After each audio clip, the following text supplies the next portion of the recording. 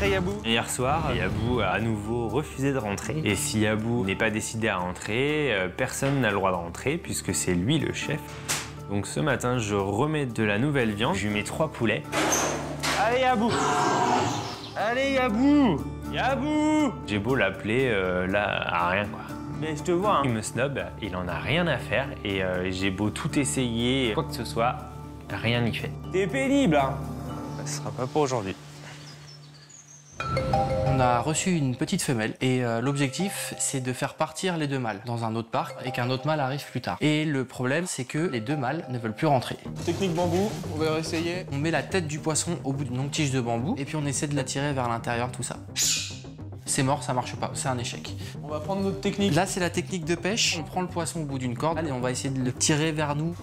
Non, l'enfoiré. Bon, c'est un échec, on va revenir. Tiens.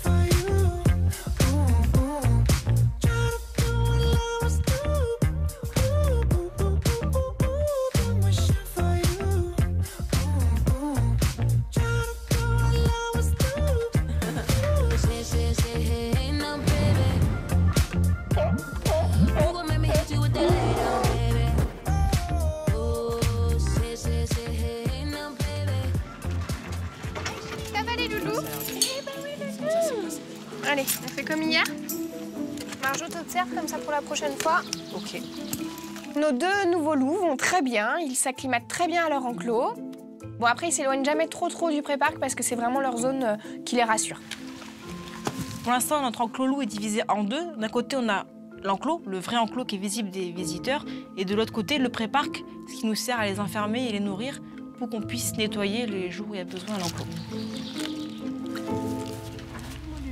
Le seul petit souci, c'est que nos 2 loups, les 2 nouveaux, ont tendance à rester dans le pré-parc. Parce que Sansa, c'est vraiment approprié son enclos.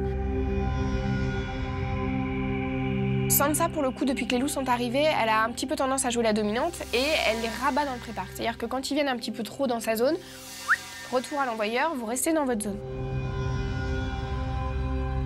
On aimerait que les loups découvrent à leur tour les 2 nouveaux l'enclos, qu'ils puissent prendre leur marque et leur repère et que ça s'améliore vraiment avec Sansa. Donc le but de la mission, ça va être de les nourrir et ensuite de les enfermer quelques heures dans l'enclos. On va balancer à Sansa tant qu'ils mangent aussi. Les 2 loups sont en train de manger et là, je vais à contresens de mon protocole de nourrissage puisque je lance un poulet entier à Sansa dans l'enclos, ce qu'on ne fait que très rarement. Là, ce que je veux, c'est déjà que chacun mange, histoire d'apaiser les tensions liées à la nourriture, parce que je le sais, pour les faire passer dans le parc, je n'ai pas d'autre choix que de lancer de l'enrichissement, donc un petit peu de nourriture, un petit peu de poisson. Mais je veux qu'ils aient mangé leur ration. Je veux pas que ça crée des tensions. Attends, c'est lui qui le récupère, il a fait les croissants de ça et il l'a viré. Surprise générale, il pique le poulet à Sansa. Ok, donc ça, c'est plutôt pas mal. On est très contente de ce comportement. Ça veut dire qu'en fait, il commence à s'affirmer. Sansa commence à voir que ce n'est pas forcément elle qui va toujours dominer. Et ça montre aussi que donc ce loup-là commence à être à l'aise dans son environnement et qui commence à s'imposer en douceur. Hyper révélateur, ça. Oui, vas-y, mange, garçon, mange, ça va. Il y a de la communication, en tout cas, entre eux. C'est pas forcément de l'intimidation, les poils sont pas dressés, en tout cas pas chez les 2 mâles. Sansa est en train de comprendre qu'elle aura pas le dessus très longtemps, je pense. Elle a que bien droite, hein. Ici, c'est chez moi, les gars. Normalement, elle devrait s'associer à un des mâles et prendre la dominance en lien avec lui, en fait. Allez, finis-moi ce poulet qu'on puisse faire de l'enrichissement. C'est bon? Allez, c'est parti. Marjo, tu te mets à la trappe? Ouais. Une fois qu'il a fini de manger, on a notre gamelle d'enrichissement, on monte sur le sas de façon à pouvoir répartir un petit peu de poisson partout dans l'enclos. Pour que nos 2 nouveaux loups passent dans l'enclos et que Marjorie puisse fermer la trappe afin qu'ils se découvrent tranquillement tous les 3 dans l'enclos. Allez, 2 sont passés pour l'instant. Marjo, ferme! Ils ont bien réagi. Les 2 loups passent très facilement dans l'enclos. Marjorie peut fermer la trappe et c'est parfait. C'est good? On viendra le réouvrir tout à l'heure. Amandine, tu restes en surveillance? Ouais, je te dis... Ok, t'as un talkie? Oui. Ça roule. À toutes. Donc là, on va rester en surveillance, voir comment ça se passe. Et ce soir, surtout, on réouvrira le pré-parc de façon à être sûr qu'ils aient une zone de refuge pour la nuit si jamais c'est un peu compliqué avec Sansa.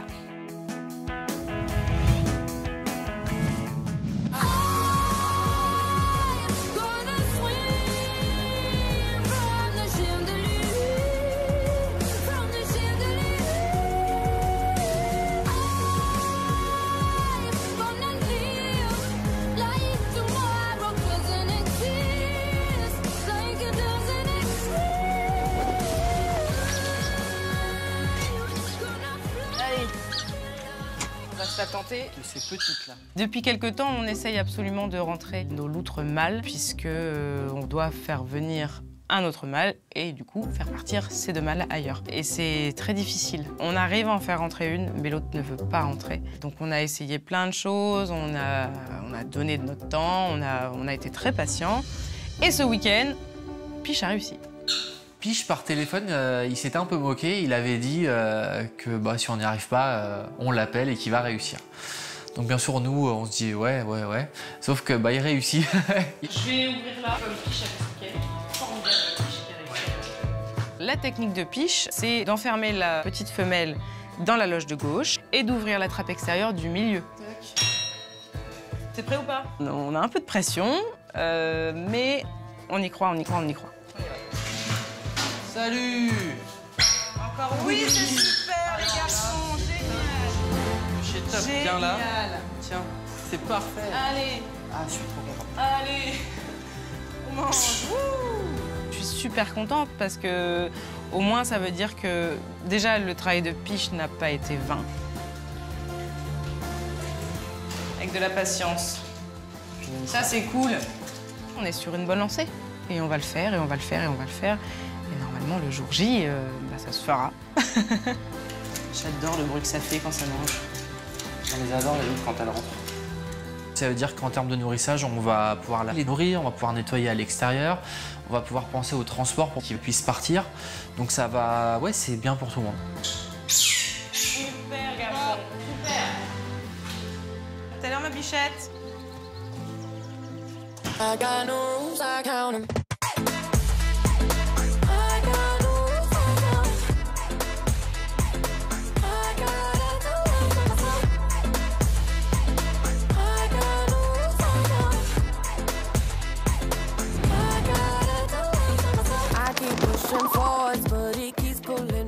Hey, les 45 les amis, on fait le brief. Toi le micro forcément, et puis nous on fait voler. Moi je fais Aska et après tu gères Carrie, ça y a pas de souci. Puis la suite tu connais. C'est qui va T'es un pêcher? grand maintenant. Ouais, c'est bon. On fait pêcher Dakota. Dakota, ok. Aujourd'hui, on va faire le spectacle avec Dylan, qui va participer, qui va faire voler. Bon, allez, bon spectacle. Ouais. Soyez bons comme dirait Piche. Ouais. Il est toujours bon. Les applauses. Donc, on commence notre spectacle. C'est un spectacle comme d'habitude. Alison. On commence le spectacle avec les cacatoès, Moon et Sun. Alison. Ne regarde pas dans la poussette. Et puis, je vois pas Dylan. Donc, en fait, il est désespérément devant la fauconnerie à essayer de la rappeler. Elle est posée sur la porte d'entrée, en fait, qui donne dans l'allée. Et puis, elle s'en fiche complètement de lui, quoi. Dylan, viens. Elle va te suivre, t'inquiète. Je me dis, bah super, ça commence bien. Sun, déjà, a envie de nous embêter. T'inquiète pas, elle connaît le chemin. Salut. J'essaye de faire comme si tout allait bien, comme si rien n'était. Et là, quand même, elle relève la tête. Tiens, ah oui, au fait, c'est vrai, je vais peut-être aller manger un petit peu en spectacle. Et puis, du coup, elle nous rejoint. Allez, voilà, la petite dernière qui nous rejoint enfin. Donc, on vous présente donc Moon et Sun. À la suite des perroquets, donc il y a les chouettes et frais. Donc, je commence à faire mon tour. Donc, en haut des gradins, je descends dans les gradins, donc avec mes chouettes et frais. Donc, la chouette effraie tient son nom de chouette effraie, car son cri, on l'appelle le chuintement, n'est pas très rassurant. Au moment de la rentrée, il y en a une qui se fait la malle. Donc je la cherche. Elle est partie chez les cigognes, Dylan. Ça nous arrive parfois, les oiseaux s'en vont un petit peu plus loin. Ils savent bien que c'est l'heure de la rentrée et parfois ils aiment bien profiter un petit peu plus. Psst, psst, psst, psst, psst, psst.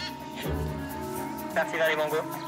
Ouais, bah, je vais essayer d'aller la récupérer après, Dylan. Allez, c'est pas grave, on va continuer le spectacle, ça nous empêche pas d'accueillir le prochain oiseau. Voici Aska, notre chouette lapone. Quand c'est comme ça, malheureusement, tu vas pas arrêter le spectacle, t'es obligé d'enchaîner et t'es obligé de te dire, bon, bah super, c'est un oiseau qu'on devra chercher à la fin. Ouais, heureusement qu'elle a un émetteur. On peut également l'appeler chouette du Père Noël.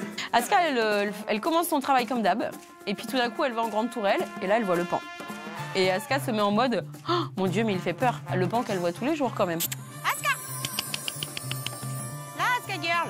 Ah, allez, c'était juste le pan. Oh. Aska girl! Hé, poupette! Elle est plus sur l'air de spectacle, elle est du côté lama par derrière. Là, je me dis, bah non, Wood, qu'est-ce que tu me fais, quoi?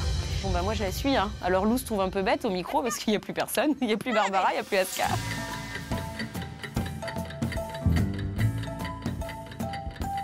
Nos oiseaux ont décidé de nous embêter un petit peu cet après-midi. Bon, tu vas rester là, moi je vais faire les pigargues, hein.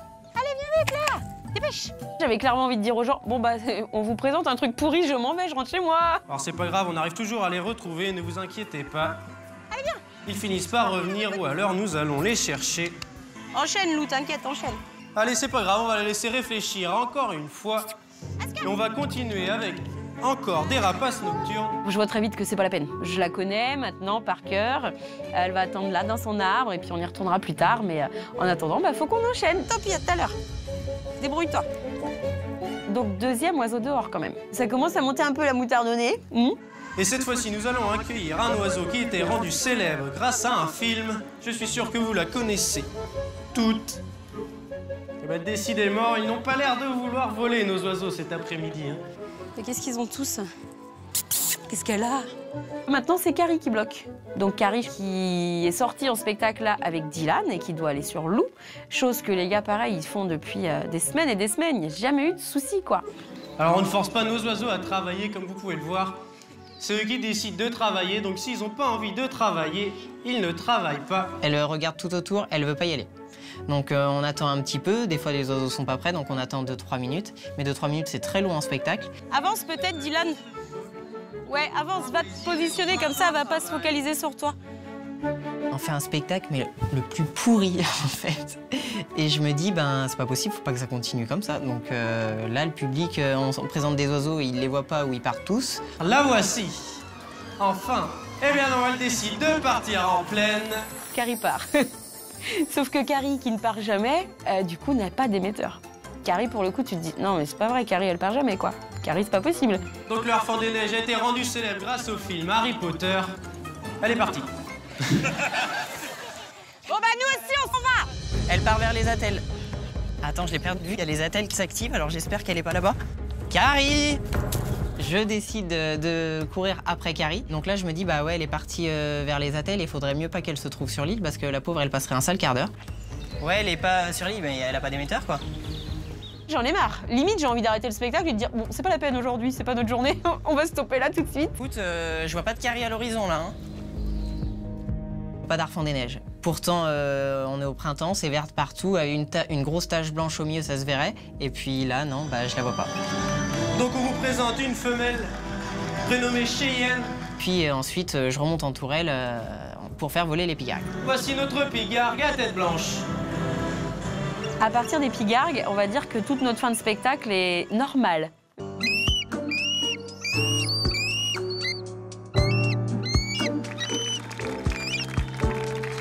C'est avec nos magnifiques cigognes blanches que s'achève notre spectacle.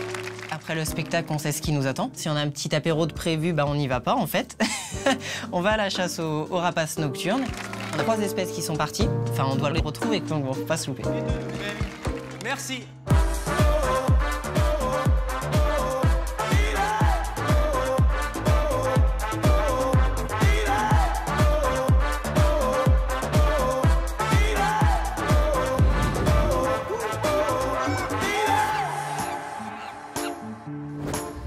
Tu peux venir m'aider? Non mais oui, ça va aller si t'avais 10 minutes, enfin un quart d'heure. Cet après-midi, j'ai un petit créneau devant moi, donc je décide d'aller poser un hamac dans la volière des colobes. Ah, c'est plus sympa quand on le fait à deux. Bon, je sens que t'as envie que je t'aide. Nous voilà partis toutes les deux dans la volière pour installer le hamac. Bon, de toute façon... Tu l'as attaché sur le gros poteau, là? Ouais, parce que là, on va être bien. Là, bien. Mais là déjà, tu penses? Je sais pas. La première étape, c'est de trouver l'emplacement où on va le mettre, en fait. On se met là et là, c'est ça? Sur le poteau, là. On a trouvé à peu près l'endroit où on veut le mettre, donc on commence par couper la corde. En fait, il faut 4 morceaux. En fait, le but d'un hamac, c'est d'accrocher 4 angles. On a dit comment? Comme ça? On s'en fout. On avait dit là. Non? Ah non, t'as raison. Je sais pas. Je sais plus ce que t'as dit. Oh non, mais non, je crois que moi je voulais comme ça, je crois qu'après on l'a tourné comme ça. Oui, voilà. Donc, c'est bon, comme ça. C'est bon. Deuxième étape, il faut qu'on passe nos cordes dans les œillets du hamac. Pourquoi mon restant? Je vais me mettre là parce que c'est... Non, faut qu'on scotche. On n'y arrive pas. Je dis à Marie, attends, on va peut-être mettre du scotch au bout. Là, c'est bon? Ouais, je pense. C'est juste pour qu'on... Le diamètre de la corde est un peu trop grand par rapport au diamètre de l'œillet. Attends, tu veux pas que je mette mes dents? Non. Non, mais pas sur tes doigts, sur la corde.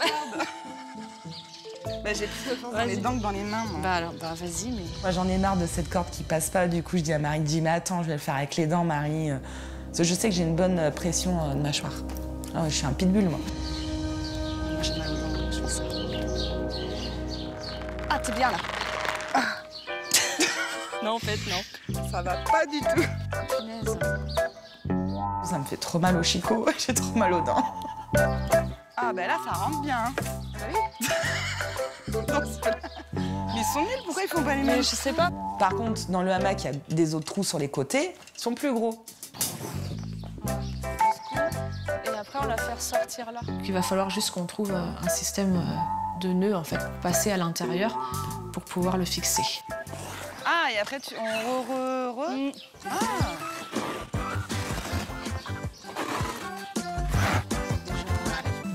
T'es contente, Marie? Non.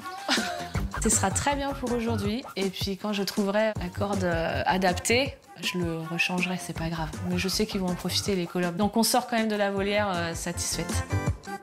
C'est pas grave, c'est bien un hamac mou et qui est mal accroché aussi.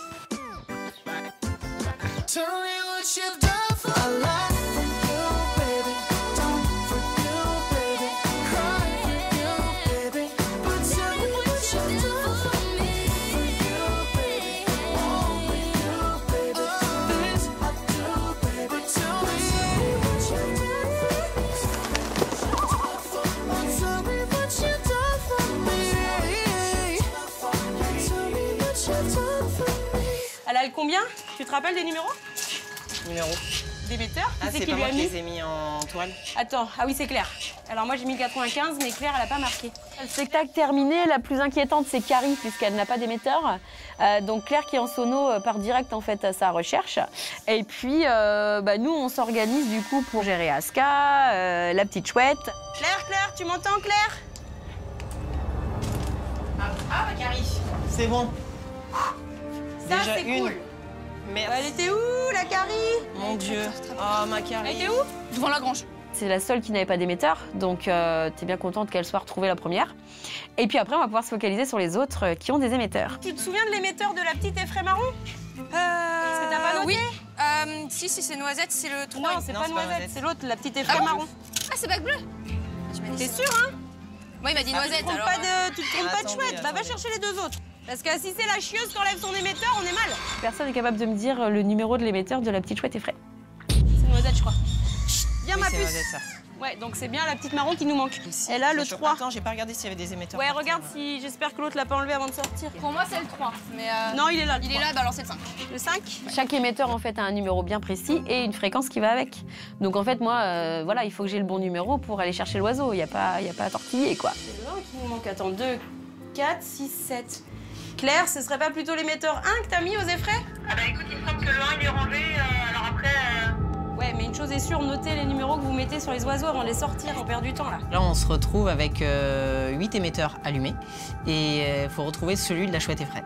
Donc une galère encore en plus. Donc ça, c'est bien le 5, c'est le 1 qui est dehors. Ah ça m'agace. Faire 10 minutes à trouver quel émetteur c'est. Effectivement, je me rends compte que du coup, c'est pas le numéro qu'on m'a annoncé, mais c'en est un autre. Donc bon, le principal, c'est de le savoir et de pas partir dans le mauvais sens. Bon, nous, on part sur les frais. Essayez de voir si vous pouvez récupérer vous de voûte. Moi, je pars avec Dylan sur la petite chouette effraie. Et puis Claire essaye de s'occuper d'Aska.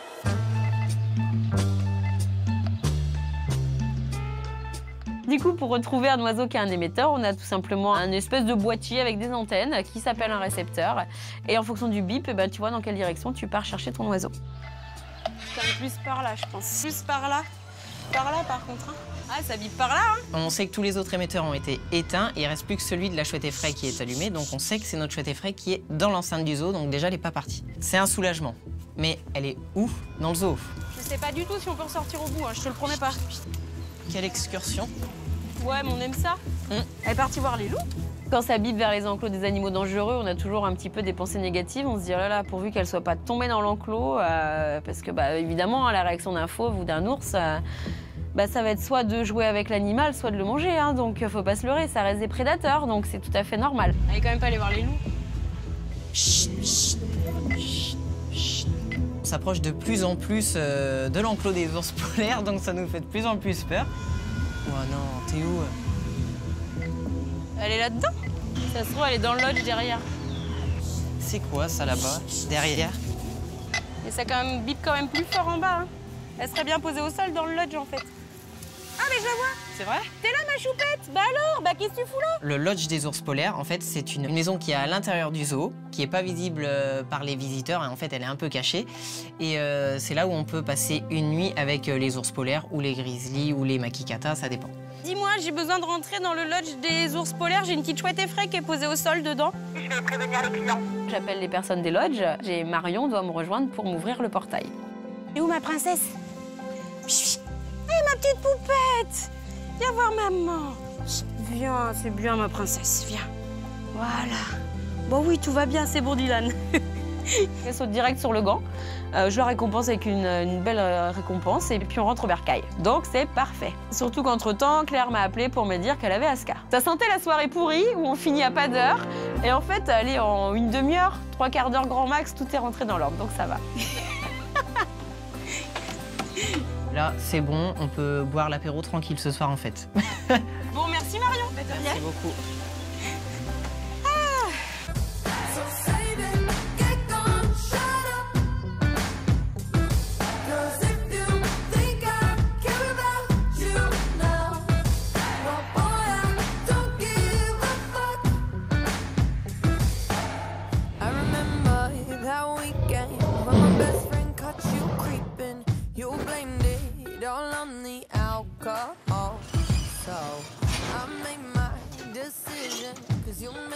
Romain, on va au guépard. Ce soir, donc, c'est au menu pour les guépards, poulet, hein, et je décide de les accrocher au plafond. Ça va leur permettre de chercher parce que les guépards sont habitués à avoir leur poulet dans leur paillasse. Et puis, il faut aussi changer, casser leurs habitudes et les inciter à chercher dans leur loge. Allez, on y va, Sambo.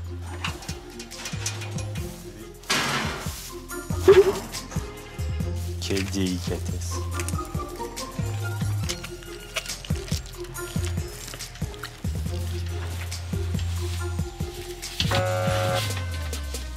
Kobe n'arrive pas à choper son deuxième poulet, c'est assez rigolo parce qu'il a repéré le poulet, mais il galère en fait, il galère simplement à se mettre debout et il essaye de mesurer la distance entre lui et son poulet. Allez, vas-y, on te regarde.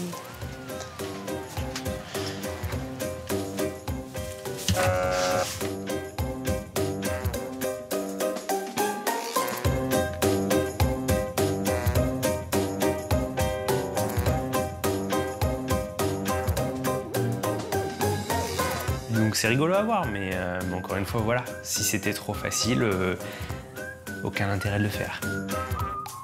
On verra ça demain, s'il est toujours là. Bah, bonne nuit les gars.